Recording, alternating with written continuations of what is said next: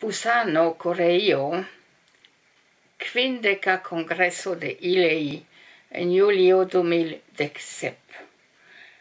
Jen, mi estas Mireille Grosjean, mi lautlegos mian enkondukan prelegon en tiu ilei congresso. Educado al respecto plena turismo.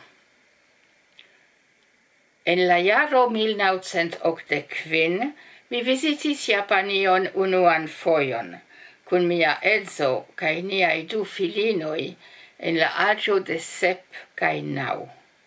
Ni ne sciis kio estas Esperanto. En tiu tempo niaj filinoj renkontis aliajn infanojn, japanajn infanojn, kaj ili komencis ludi kune en iu templo. Ni restis tie dum pli ol 1 horo, kaj tio ebligis al ni havi belan kontakton. Dume alvenis buso, karavano de kurantaj turistoj, al kiuj la ciceronoj kriis: "Bonvole revenu al la buso post 20 minutoj, ni tuj startos." Mi estis feliĉa, ke ni ne partoprenis en grupa turismo. Jen ni jam vidas 2 tipojn da turismado: individua aŭ grupa. Veturi, elbusiĝi, foti, kuri, foti, enbusiĝi, jen grupa turismo. Matene Romo, posttagmeze Venecio. Turistoj, kuristoj. Ofte tute ne okazas ia kontakto kun la loĝantoj de la regiono. Se vi loĝas en 4-stela hotelo en Kinshasa aŭ en Vancouvero, ili similas unu al la alia. Vi ne gustumos la regionon, eĉ ne la klimaton, ĉar kompreneble tia hotelo havas klimatizilon. La unua paŝo al malkovro de alia lando estas kuir-arto, la gastronomio. Tamen ĉinaj turistoj ŝatas manĝi ĉine en Romo aŭ Venecio. La vorto turismo venas el la angla. Tamen la baza radiko tour venas el la franca, kaj signifas rondiradon. Oni revenas al sia loko. Nuntempe la vorto turist aperas en plej diversaj lingvoj. Do ni konstatas, ke ne nur homoj vojaĝas, sed ankaŭ vortoj vojaĝas. Venis propono pri esperanta vorto fremdultrafiko. Kio estas turismo? Se iu ĉarpentisto vojaĝas por pli lertiĝi en siaj profesiaj kapabloj, tio ne estas turismo. Se iu profesoro vojaĝas por fari prelegturneon, tio ne estas turismo. Se iu vendisto vojaĝas por trovi klientojn kaj vendi iujn varojn, tio ne estas turismo. Se iu soldato ricevas taskon iri al iu lando por batali tie, tio ne estas turismo. Se pastro iras al fora lando por disvastigi sian religion, tio ne estas turismo. Se iu fuĝas el sia lando por trovi en alia lando pli bonajn vivkondiĉojn, tio ne estas turismo. Se iu pilgrimas al 88 temploj tra la insulo Shikoku en Japanio, tio ne estas turismo. Turisto volas vidi iun regionon malkovriĝin. Kutime tio okazas dum la ferioj aŭ post emeritiĝo. Turismo estas portempa restado en lando, por visiti gefamilianojn, malkovri la landon, ties kulturon, naturon, popolon.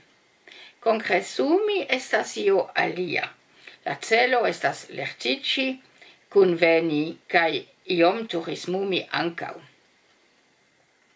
Compreneble iu persono povas sidante heime, specti filmoin ce televido pri forai landoi, au audi prescriboin per radio.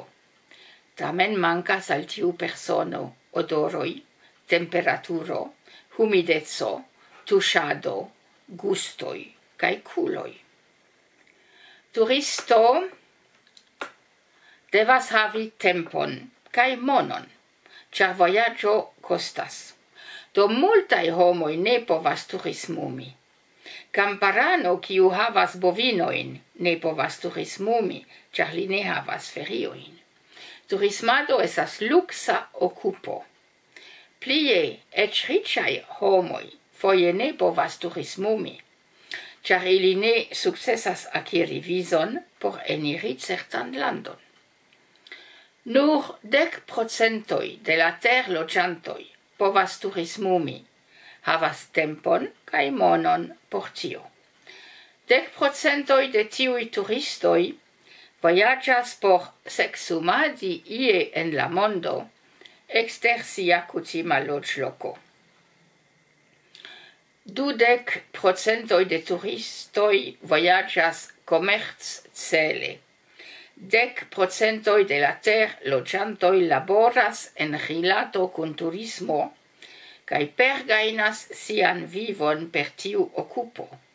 Do turismo estas granda ekonomia sektoro. Turismo tre koncernas min, unue ĉar mi multe vojaĝas, kaj devas analizi la kialojn de tio, kaj organizi miajn saltojn racie. Due, ĉar turismo estas la tria enspezo fonto de mia lando, Svislando.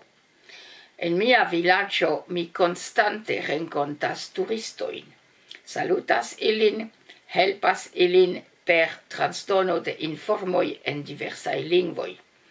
Kun rideto kaj gentileco, ni estas edukitaj al tio.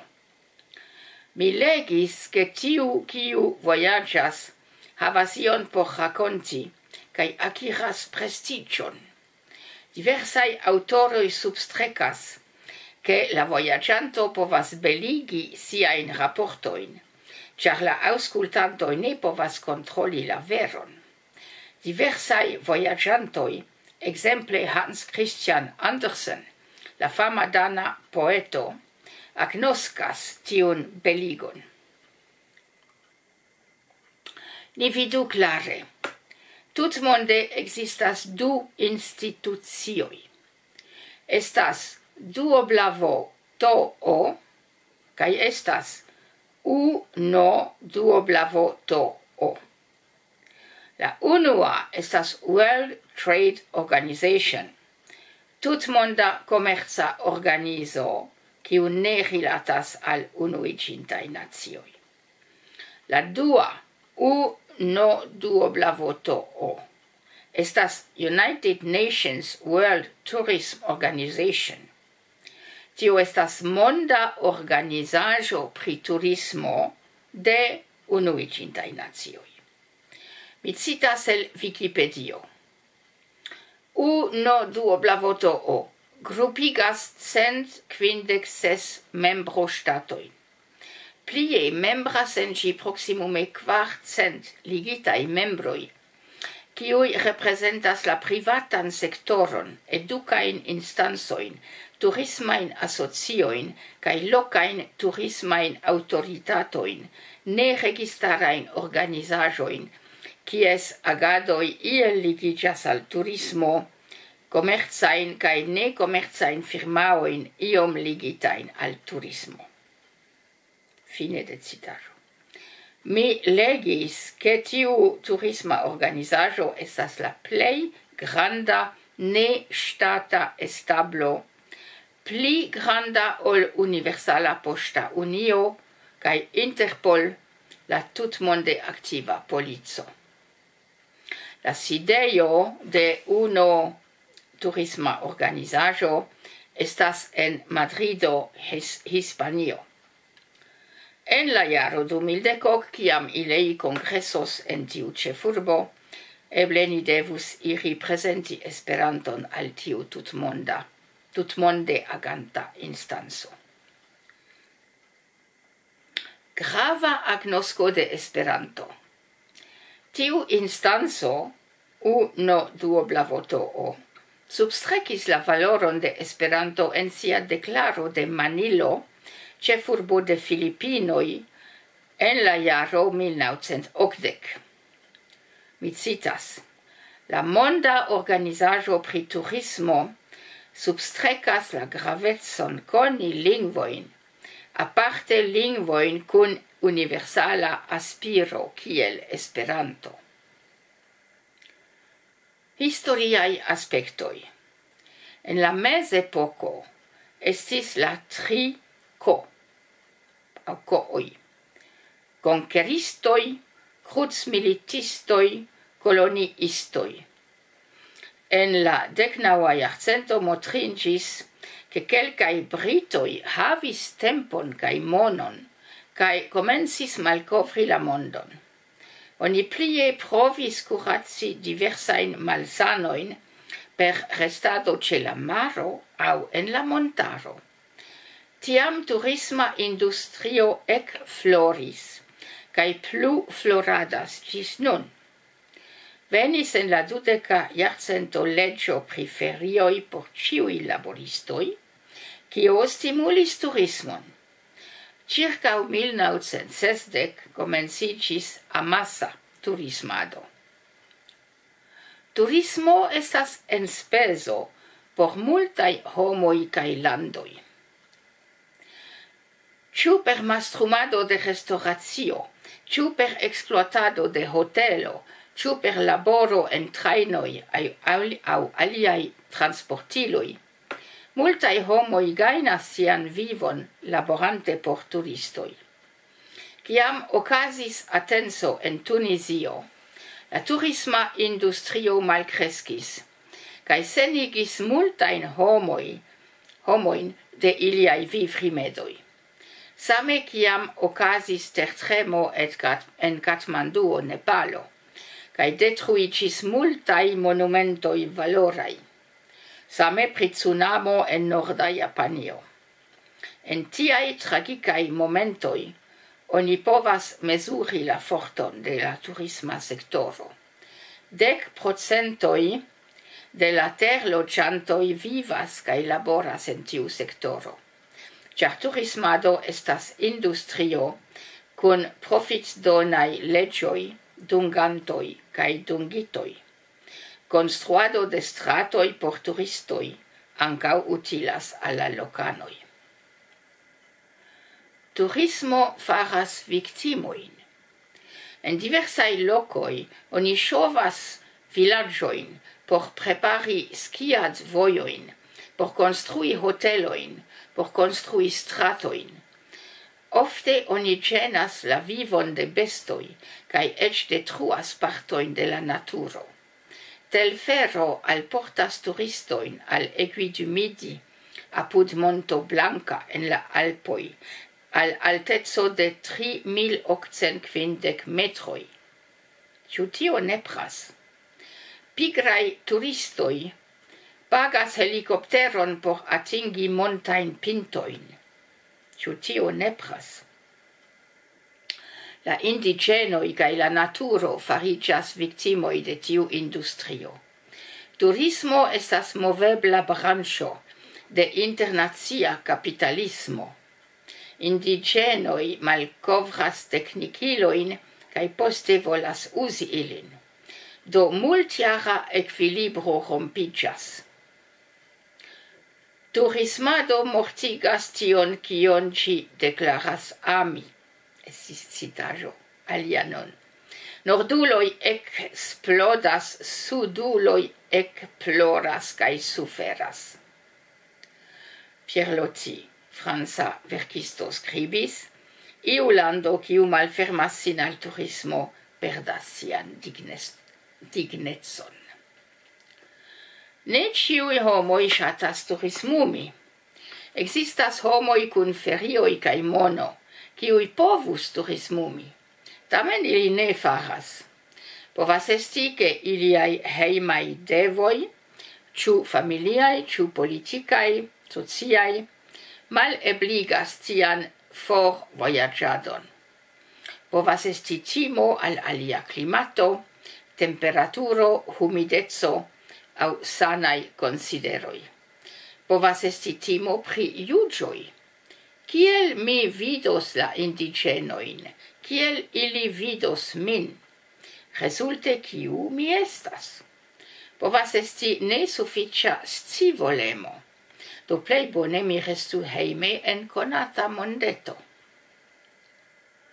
Turismo havas diversajn celojn. En riĉaj landoj kiel Svislando kaj Japanio, ekzemple, oni organizas lernejajn ekskursojn por plenaj klasoj. Tiel infanoj kaj junuloj ekkonas sian landon, vizitas naturajn vidindaĵojn, urbojn, muzeojn, kastelojn. Ĉu tiel ili akiras vojaĝemon? Mi ne scias. Oni povas esperi, che sub la gvidado de siai instruistoi ili lernas kiel conduti en fremdai lokoi. Multai homoi havas la celon visiti urboin kai museoin. Aliai volas promeni en naturo. Aliai, exemple europanoi, volas giui la maron kai brunici cusante en suna loco. Aliai volas riposi en quieta loco kai legi ade. Aliai volas ion sperti. Ciu veturi sur rivero per boateto, ciu salti el ponto en abismon sen vundici per helpo de gumŝnuro, ciu flugi alten cal salti per parasciuto. Tio estas turismado cun evento, travivaĵo, kiu timigos vin aŭ ligos vin al via skipo. Existas amusparkoj kiel Disneyland, kiuj fariĝas vojaĝceloj. Nun aperas nova stilo. Turismado kun helpa aktiveco en Afriko ekzemple, konstruante domon aŭ flegante georfojn. Kelkaj neregistaraj organizoj starigas tiajn programojn. Bonfarado fariĝas komerco. Personoj pagas por iri labori. Tamen venas kritikoj, che tiai partoprenantoi forflugas sen iai preparoi, kai la contactoi cun la locanoi ne nepre aperas positive.